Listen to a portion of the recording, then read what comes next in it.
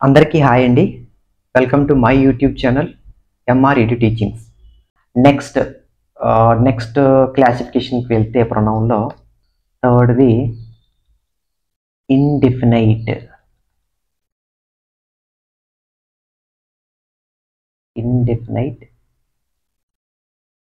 Pronoun అంటే పర్టికులర్గా ఫలానా అని చెప్పవు అనమాట. పర్టికులర్గా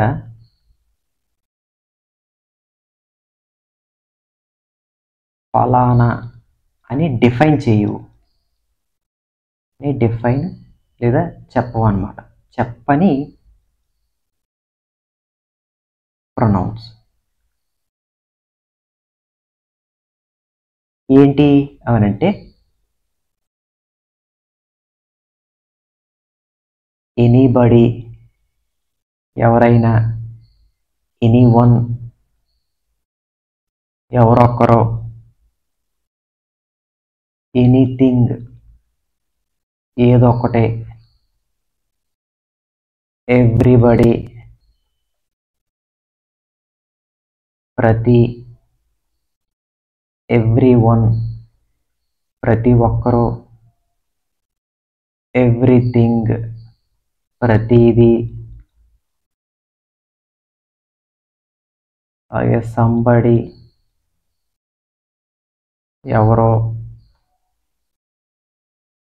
సమ్వన్, ఎవరొక్కరో, సంథింగ్, ఏదో ఒకటే అలా. అలాగే నోబడి, నో వన్, నథింగ్. అదేవిధంగా each, either, neither.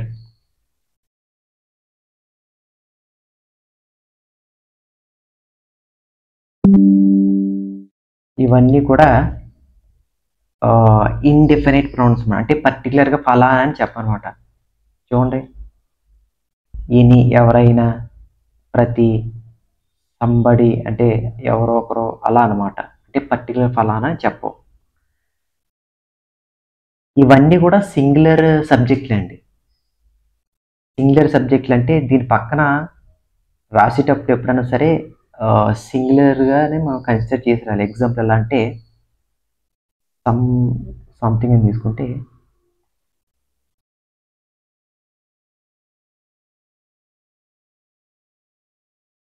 Something is అని సింగులర్ వెర్బ్నే వాడాలి.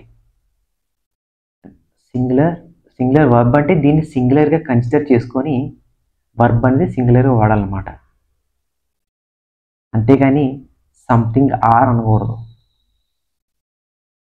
సంథింగ్ ఆర్ అని అనకూడదు. Something is important, something is happening అని మనం మాట్లాడాలి. అంటే ఇవన్నీ కూడా సింగులర్ ప్రొనౌన్స్ అన్నమాట. సింగులర్గానే కన్సిడర్ చేయాలి.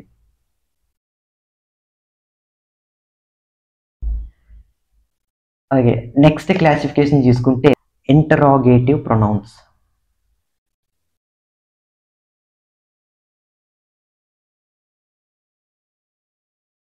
ఇంటరాగేటివ్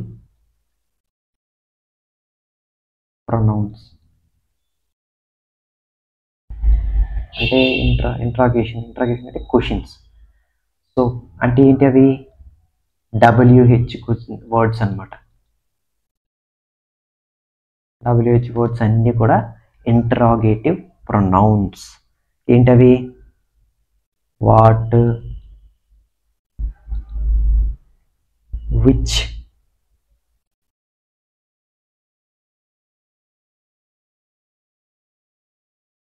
అలాగే హూ,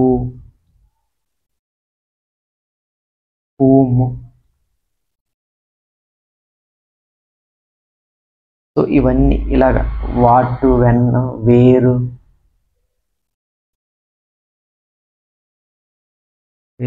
వెన్, హౌ, ఇవన్నీ కూడా ఇంట్రాగేటివ్ ప్రొనౌన్స్ అనమాట.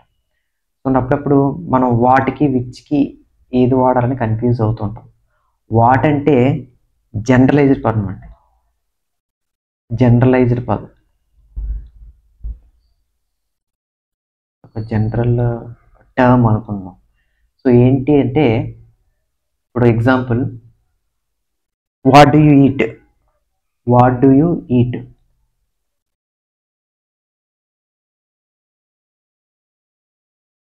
అంటే నువ్వేం తింటావు జనరల్గా. అలా కాకుండా విచ్ అనేది పర్టికులర్, స్పెసిఫిక్.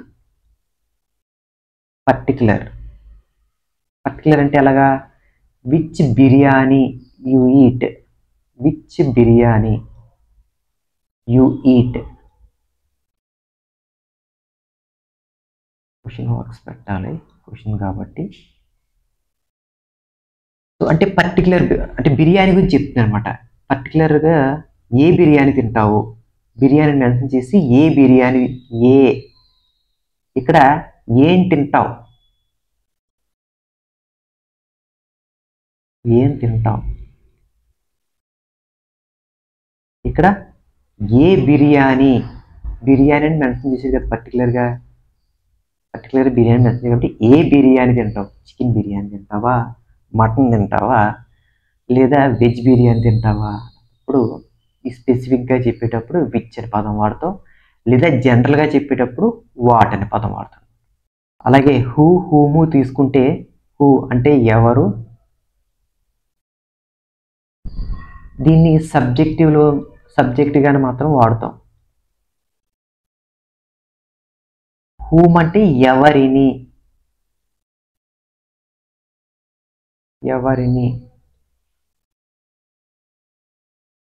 ఇది ఆబ్జెక్టివ్లో వాడతాం అనమాట. ఆబ్జెక్ట్లో వాడతాం. అంటే ఫర్ ఎగ్జాంపుల్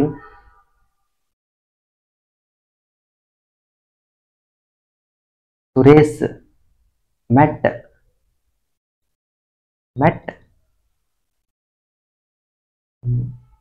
మీ, సురేష్ నన్ను కలిశాడు, నన్ను ఎవరు కలిశారు, సురేష్. అర్థమవుతుందా, నన్ను ఎవరు కలిశారంటే సురేష్ అని చెప్తాం. Who did meet, who did meet me, నన్ను ఎవరు కలిశారు, నన్ను ఎవరు కలిశారు, సురేష్ నన్ను కలిశాడు. సో హూ అనేది ఏంటి, సబ్జెక్ట్లో వాడతాం. ఎవరు కలిశారు నన్ను, సురేష్ కలిశాడు. సురేష్ అనే ఎవరు, సబ్జెక్ట్. ఓకేనా. ఎవరికి వచ్చేసరికి ఆబ్జెక్ట్లో వాడతాం. ఎలాగంటే అదే సెంటెన్స్ వేరేలా తీసుకుంటే సురేష్ మెట్ రమేష్, ఇక్కడ సురేష్ ఎవరిని కలిశాడు, రమేష్ని కలిశాడు. ఇప్పుడు క్వశ్చన్కి వస్తుంది, సురేష్ రమేష్ని కలిశాడు.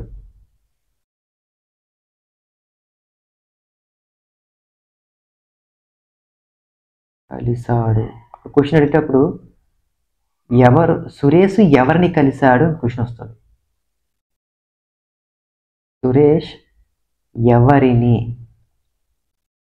కలిశాడు. సో సురేష్ అన్నది పని చేశాడు, కాబట్టి సబ్జెక్ట్లోకి వచ్చాడు. రమేష్ అనేది ఏ పని చేయలేదు, పని తన మీద జరగబడింది. అంటే ఏంటి, కలవడం అనే పని జరగబడింది కాబట్టి తను ఆబ్జెక్ట్ కిందకి వస్తాడు. ఇప్పుడు క్వశ్చన్ ఎలా వస్తుంది, హూమ్ ఎవరిని, whom did Suresh meet. Suresh ఎవరిని కలిశాడు అని క్వశ్చన్ వస్తుంది. మీరు ఈ సెంటెన్స్లు అవి చూసి కంగారు పడద్దు, ఏంటి డిడ్ ఏంటి అదే ఫర్దర్గా అన్నీ మెల్లమెల్లగా నేర్చుకోవచ్చు, క్లియర్గా నేర్చుకోవచ్చు. సో ఇప్పుడు ఏంటంటే మీకు అర్థం కావడం కోసం జస్ట్ నార్మల్గా అలా పై పైన చెప్తున్నాను అంతే. ఇది ఈ ప్రొనౌన్స్ అని ఎలా వాడాలి అని మీకు ఒక ఎగ్జాంపుల్ ఇవ్వడానికి చెప్తున్నాను తప్ప వీటిని చూసి మనకు కన్ఫ్యూజ్ అవుతుంది అనమాట. ఈ ప్రొనౌన్ అనే టాపిక్లో నెక్స్ట్ క్లాసిఫికేషన్ చూస్తే ఫిఫ్త్ది రిలేటివ్ ప్రొనౌన్. రిలేటివ్ ప్రొనౌన్ అంటే ఒక రిలేషన్ అనేది ఏర్పాటు చేస్తుంది అనమాట. అది ఎలాగో మనం ఎగ్జాంపుల్ ద్వారా మనం చూడొచ్చు. For example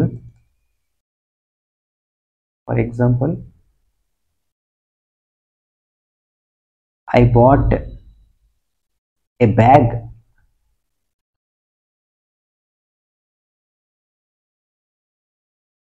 which is black in color. నేను ఒక బ్యాగ్ కొన్నాను,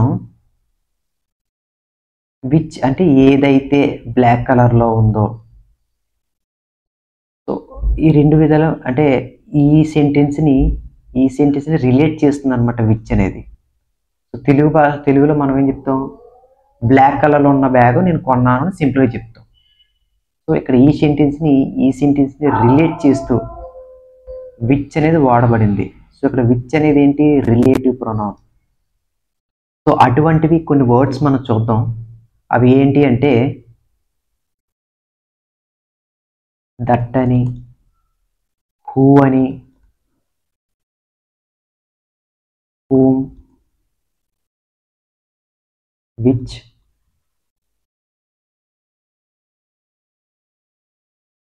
వేర్, వెన్, సో ఎట్సెట్రా. ఇవన్నీ కూడా రిలేటివ్ ప్రొనౌన్స్. మీరు అనుకోవచ్చు హూ, హూము, విచ్, వెన్, వేరు ఇవి ఆల్రెడీ మనం ఇంట్రాగేటివ్ ప్రొనౌన్లో చూసాం కదా అని. కాకపోతే ఇక్కడ మనం అర్థం చేసుకోవాల్సింది ఏంటి అంటే ఈ హూ అనే పదం లేదా హూము ఇటువంటి WH వర్డ్స్ అవి ఎలా యూజ్ చేయబడుతున్నాయో మనం చూడాలి. ఇప్పుడు చూస్తే కనుక ఫర్ ఎగ్జాంపుల్ హూ అనే పదం తీసుకుంటే హూ, ఈ ప్రొనౌన్ పక్కన హెల్పింగ్ వెర్బ్ వస్తే, హెల్పింగ్ వెర్బ్ అంటే ఈజ్ కానీ ఆర్ కానీ యామ్ కానీ, ఫర్ ఎగ్జాంపుల్గా ఈజ్ అని రాస్తే హూ ఈజ్ తర్వాత నౌన్ ఏదొస్తే ఇక్కడ క్వశ్చన్ వస్తుంది కదా. సో ఈ ప్రొనౌన్ తర్వాత హెల్పింగ్ వెర్బ్ వస్తే అది క్వశ్చన్ అవుతుంది. ఆ క్వశ్చన్ అలా అవునప్పుడు ఈ హూ అనేది ఏమవుద్ది, ఇంటరాగేటివ్ క్వశ్చన్ అవుతుంది కాబట్టి ఇంటరాగేటివ్ ప్రొనౌన్ అవుతుంది.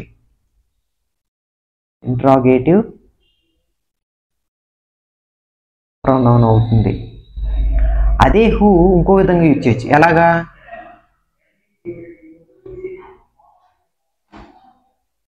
I met my friends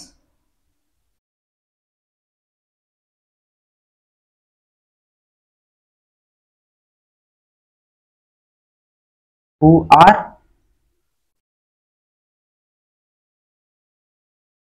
our schoolmates.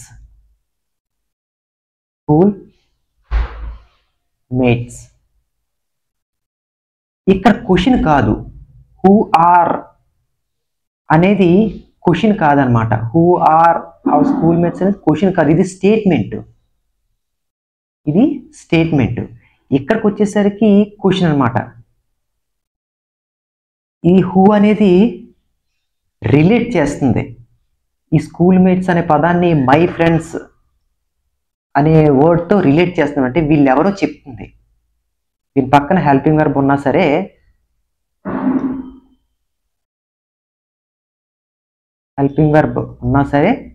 ఇదేంటి క్వశ్చన్ కాదనమాట, ఇది స్టేట్మెంట్. ఇక్కడికి వచ్చేసరికి హూ ఈజ్ అనేది క్వశ్చన్, ఇక్కడ who who are our schoolmates అనేది క్వశ్చన్ కాదు, ఒక స్టేట్మెంట్. ఇదొక స్టేట్మెంట్, అదొక స్టేట్మెంట్. ఈ స్టేట్మెంట్తో అంటే స్కూల్ మేట్స్ అనే పదాన్ని మై ఫ్రెండ్స్తో రిలేట్ చేస్తుంది కాబట్టి ఇక్కడ హూ అనేది ఏంటి, relative pronoun.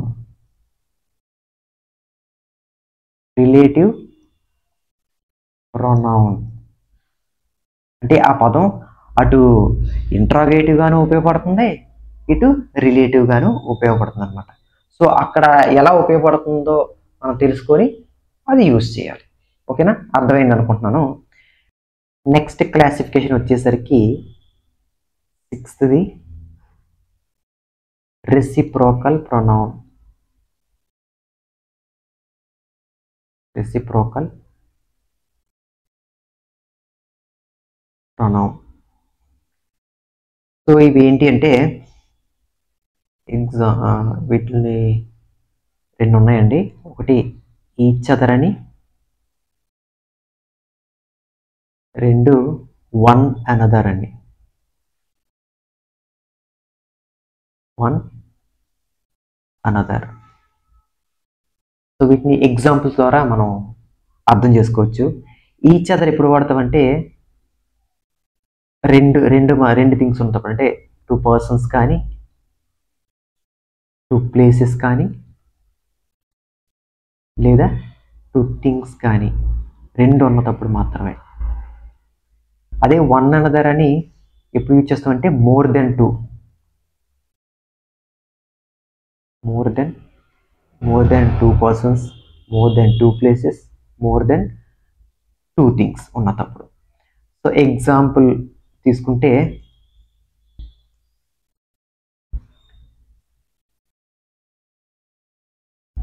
My friend and I, not me కాదు ఇక్కడ, I. My friend and I helped each other, ఒకరికొకరు. నా ఫ్రెండ్,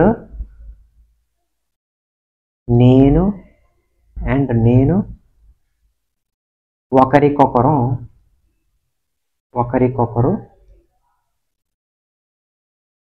హెల్ప్ చేసుకున్నాము. హెల్ప్ సహాయం చేసుకున్నాము. అదే ఫ్రెండ్, అక్కడ ఫ్రెండ్స్ కానీ ఎక్కువ మంది ఉన్నారు అనుకోండి, అంటే అక్కడ 3 ఉన్నాం అనుకోండి లేదా 4 ఉన్నాం అనుకోండి, అవి 2 కంటే ఎక్కువేగా. అప్పుడు ఏం చెప్పొచ్చు, ఎగ్జాంపుల్గా మై ఫ్రెండ్స్ అంటే మీనింగ్ మోర్ దెన్ 2 అని. మోర్ దెన్ 2 హెల్ప్డ్, అక్కడ ఈచ్ అదర్ రాకూడదు, మిస్టేక్. వన్ అనదర్ మీనింగ్ మాత్రం సేమే. మా ఫ్రెండ్స్ ఒకరికొకరు మీనింగ్ మాత్రం సేమ్. ఒకరికొకరు హెల్ప్ చేసుకున్నారు,